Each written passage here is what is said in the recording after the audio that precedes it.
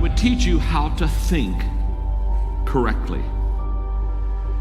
The largest gap between successful and unsuccessful people in life is the thinking gap. I'm not talking about being smart. I'm not talking about an IQ. I'm talking about how successful people think differently than unsuccessful people. Wise thinking leads to right living. Stupid thinking leads to wrong living. If you want to have a fulfilled life, you have to fill your mind correctly.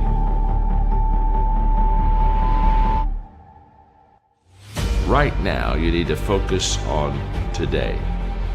And what I realized so many leaders don't understand is that truly today matters. And we overestimate what we could do tomorrow. We over-exaggerate what we did yesterday, but we underestimate what we can do right now. The only time you have, the only time I have, is now. So the question for all of us is, what am I doing with now? The great leaders, they're present in the moment, and because of that, they maximize the moment. So if you're tempted to take that faraway glance, well, glance. But get right back to the present moment. Because today, you're preparing to make tomorrow a success.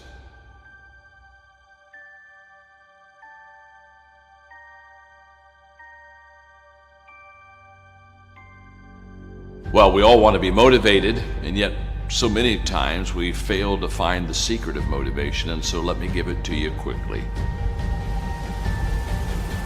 Just do it. Motivation is not the cause of action, it's the byproduct of action. There's a lot of difference. If I think motivation is the cause of my action, then I'm going to wait to be motivated before I do something. But if I realize it's the byproduct of my action, then I'll start doing something. And then guess what? Motivation will come up and zap you, and all of a sudden you feel good and you're glad you're doing it. And you're saying, wow, this is truly wonderful. So let it be the byproduct of your life. Don't let it be the foundation for the actions that you take in your life. Nothing comes to you until you commit yourself. Nothing comes to you if you're just going to try, but you're not committed. Nothing comes to you if you're just thinking about it. It's not until you take the action step. It's not until you take the direction do the things start to flow through you. But I'm saying don't cheat yourself out of the possibility of the potential that's on the other side of commitment. Stay with it long enough to find out if there's any fruit in it. You can do goal setting with a pencil, but you have to do goal getting with your legs. You got to take action. And it's the action that separates us. The greatest gap in this world is the gap between knowing and doing. Knowing is goal setting.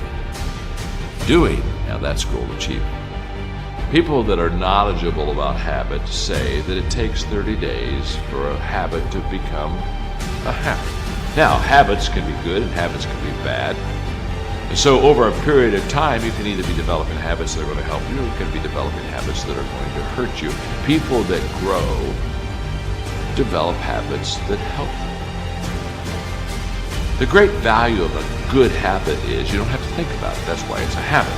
In other words, once you begin to, over days and times and periods, begin to practice something that is good, after a while it becomes automatic to you. It becomes who you are. In fact, I always tell people, practice a good habit long enough to make it yours. And once it's yours, now it's automatic. Every day, you'll do what you should do. Often I have the expression that everything worthwhile is uphill. That's a fact. You've never heard someone talk about accidental achievements. You've never heard someone that got to the top of the mountain and somebody asked them, how did you get there? Kind of look confused and say, I have no idea. They know how they got there. The reason they know how they got there is because they had to walk all the way up the mountain. Nobody lifted them. There were no shortcuts. There's not an elevator. There's not an escalator. It's all effort that gets you to the top of the mountain.